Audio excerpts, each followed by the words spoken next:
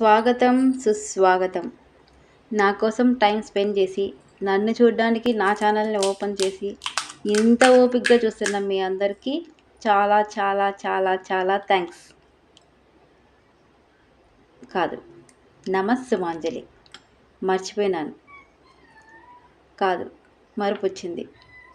ఏంటో జీవితం. ఒకసారి పార్క్‌లోకి వెళ్ళి కూర్చుంటే అందరి కళ్ళు నా వంకే. ఇది ఎందుకు కూర్చొనింది, ఎందుకు ఏడుస్తుంది, ఎందుకు ఇంత మొహం బాధలో ఉంది, అసలు పెళ్ళైందా కాలేదా, లవ్ ఫెయిల్యూరా, ఎందుకు అటు ఇటు తిరుగుతోంది, ఎన్ని కళ్ళు నా మీందో. ఎందుకో మనసు చాలా బాధగా అనిపించింది. కొన్ని చెప్పలేని ఉంటాయి, కొన్ని చెప్పుకోలేని ఉంటాయి, ఇంకొన్ని చెప్తే ఏమైపోతుందో అనే భయం ఉంటుంది, ఇంకొన్ని షేర్ చేసుకోకపోతే గుండె బరువెక్కిపోతుంది, ఇంకొన్ని అసలు చెప్పడానికి షేర్ చేసుకోవడానికి కూడా ఏ బంధము బంధుత్వము ఉండదు. ఇక్కడ బంధుత్వం అంటే ఇక్కడ ఫ్రెండ్స్ కావచ్చు, ఫ్యామిలీ మెంబర్స్ కావచ్చు, ఇంకా దగ్గర మనుషులు కావచ్చు. ఏం చేయాలో అర్థం కాని పరిస్థితుల్లో ఇలా కూర్చుంటే ఎన్ని కళ్ళు చూస్తాయో. ఒక అమ్మాయి ఒంటరిగా కూర్చొని ఒక్కసారి దాని కళ్ళల్లో నుంచి కన్నీటి చుక్క బయటకు వచ్చింది అంటే అది ఖచ్చితంగా మంచి సెంటర్ అయితే ఎన్ని కళ్ళు దాని మీద ఉంటాయో, ఎంతమంది చూస్తారో కదా. అవును, చెప్పడానికి వినడానికి ఇది నిజమా అని అనుకోవచ్చేమో, కానీ ఇది నిజమే. ప్రతి ఒక్కరి లైఫ్లోనూ, ప్రతి ఒక్క అమ్మాయి లైఫ్లోనూ ఇలాంటి సిచ్యువేషన్ ఖచ్చితంగా వచ్చే ఉంటుంది. ఏడుపును కంట్రోల్ చేసుకుంటూ, ఆ దారిలో ఏడ్చలేక, ఆ బాధను చెప్పుకోలేక, అలా నలుగురిలోనూ కూర్చోలేక, ఎంతమంది ఖచ్చితంగా ఎక్కడో చోట ఆ ఫేస్ చేసి ఇక్కడ ఏమి చెప్పుకోలేక ఇంటికి పోయి ఏడ్చిన అమ్మాయిలు ఎంతమందో. ఇది కేవలం అమ్మాయిల కోసం మాత్రమే చెప్పట్లా, అబ్బాయిలు కూడా ఉంటారు ఇందులో. ఎందుకంటే బాధ ఎవరికైనా బాధే. కాకపోతే ఆ బాధని చెప్తే మనం చీప్ అయిపోతామేమో అనే ఒక భయం ఉంటుంది. పోనీ ఆ బాధని ఎవరికైనా షేర్ చేసుకుందామా అంటే అంతటి నమ్మకమైన మనుషులు ఈ కాలంలో ఎవరు కనిపించట్లా. అలాంటప్పుడు ఏం చేస్తాం? మగవాళ్ళైనా ఆడవాళ్ళైనా బయట చెప్పుకోలేం, లోపల దాచుకోలేం. ఇలా పార్కులోకి వచ్చి కూర్చుంటాయేమో అందరూ ఆ ఫేస్లో ఫీలింగ్స్ని, కంట్లో నీళ్ళని. అబ్బాయిలైతే ఖచ్చితంగా నైట్ అయితే అలవాటు లేకపోయినా మందు వేసుకొని ఆ మత్తులో నిద్రపోతారు. కానీ అమ్మాయిలందరికీ మందు అలవాటు ఉండదు కదా. కొంతమందికి ఉంటుంది ఈ కాలానికి తగ్గట్టుగా, కొంతమందికి ఉండదు. కొంతమంది నాలాగా ఎర్రబస్ ఎక్కుచున్నోళ్ళు ఉంటారు. కాబట్టి అందరు అబ్బాయిలు అమాయకులు కాదు, అందరు అమ్మాయిలు అమాయకులు కాదు. తెలివితేటలు ఉన్నాయి, కానీ సరైన పద్ధతిలో వినియోగించుకునేది చాలా తక్కువ అనుకుంటున్నా. ఏదేమైపోయినా ఇప్పటిదాకా నేను చెప్పానే, ఈ స్టోరీ ఏంటంటే నాది కాదు.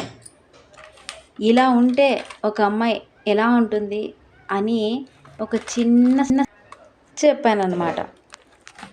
ఏంటి అంటే నిజంగానే అమ్మాయి కానీ అబ్బాయి కానీ ఇలా ఒంటరితనాన్ని అనుభవించినప్పుడు ఎలాంటి ఫీలింగ్స్లో ఉంటారు అని అనిపించింది నాకు. కాబట్టి ఈ విషయాన్ని మీతో షేర్ చేసుకుంటే, ఈ స్టోరీని ఖచ్చితంగా ఒక షార్ట్ ఫిల్మ్గా తీస్తే ఎంత బాగుంటుందో. అందుకే త్వరలో నేను షార్ట్ ఫిల్మ్ తీద్దాం అనుకుంటున్నా. ఏమంటారు?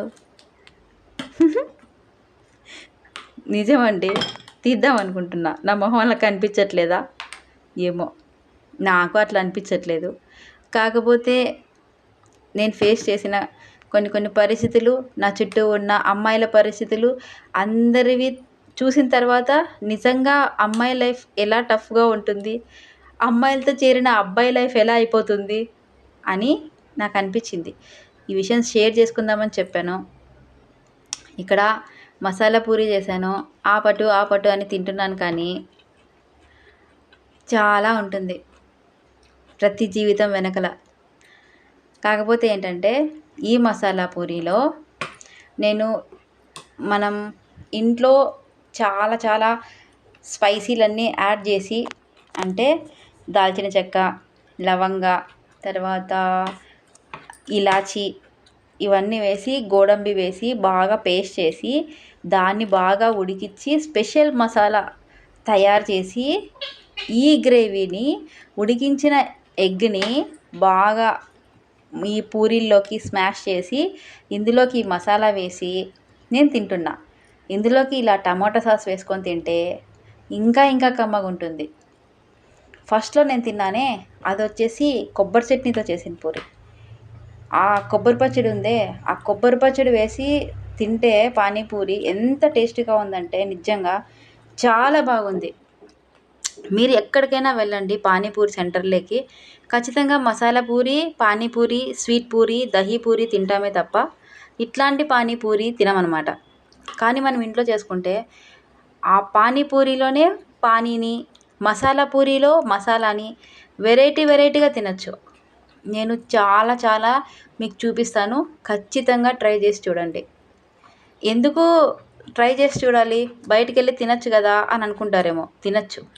కానీ ఇంట్లో కొన్ని కొన్ని ఫ్లేవర్స్ని, కొన్ని కొన్ని టేస్ట్లని మనకు మనం సృష్టించుకుంటే దానికి సృష్టి నువ్వే అవుతావు. ఇష్టపడినప్పుడు చాలా చాలా ఇష్టంగా తింటావు. అప్పుడు నువ్వు చాలా హెల్తీగా ఉంటావు. హెల్తీగా ఉంటే ఆటోమేటిక్గా గ్లామర్గా ఉంటావు. అలా గ్లామర్గా ఉంటే నీ లైఫ్లో నువ్వు సక్సెస్ అవుతావు. గ్లామర్కి సక్సెస్కి ఏంటి లింక్ అంటే నిజమే, కొన్ని కొన్ని మన లైఫ్లో మన మొహంలో ఉంటే అవి మన లైఫ్కి చాలా చాలా వెలుగునిస్తాయి. అందుకని చెప్పా. బాగా చెప్పానా? ఏదో ఉన్న మటుకు, జ్ఞానం ఉన్న మటుకు.